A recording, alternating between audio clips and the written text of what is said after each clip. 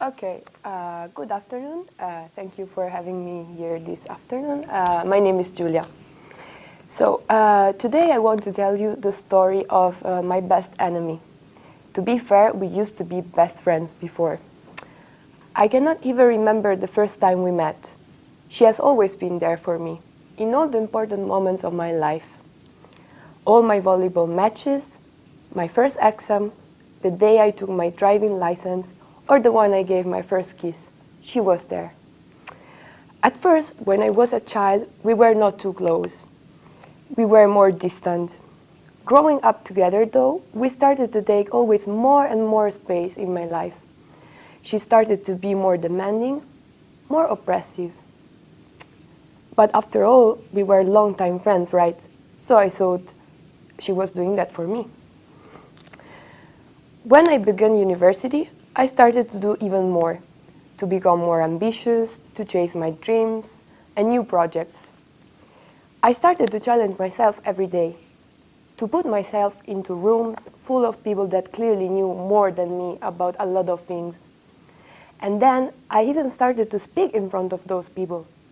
10 at the beginning, then 20, 30, 50, 100. She started to be a little bit jealous of my progress. Maybe it was some envy. But she wanted to spend always more time with me. She was not happy about me taking the stage, being under the reflectors, and stepping out of my comfort zone. On the other hand, sometimes, it was exactly her presence to push me to do more, to always try harder, to be better, to be more productive, to be more competitive, to always take one more step, one last step, one more, and one more. But all those challenges, all that pressure, the continuous need to raise the level, started to take small pieces of me. At first, I didn't recognize it, and my friend was always there looking at me, waiting for me to step back. At a certain point, I started to feel weak. My body started to give me some signals, and that's when I started to understand something was not okay anymore, and I needed to take some distance from this presence.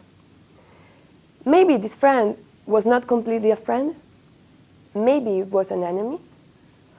But on the other hand, she pushed me to be the best version of myself, like Batman and Joker, like Superman and Lex Luthor.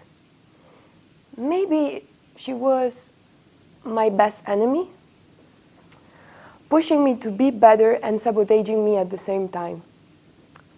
Today she's here with me as well, my anxiety. Well, she was with me yesterday saying to me, "You can do this," and asking me to give up. She was with me even this morning on my way to come here. And accordingly to WHO, she's with 1/3 of young people aged between 15 and 18 years old every day. Anxiety is connected to many more mental issues and is the main red light anticipating depression, which is the 4th leading cause of suicide among young people aged between 15 and 29. In fact, anxiety and depression are closely linked. 61.2% of people who experience a generalized anxiety disorder during their lifetimes are also experience a major depressive disorder. Despite all the progresses, people with mental health conditions always still experience discrimination and stigma. And mental health is still today seen too often as a taboo or an inconvenient topic.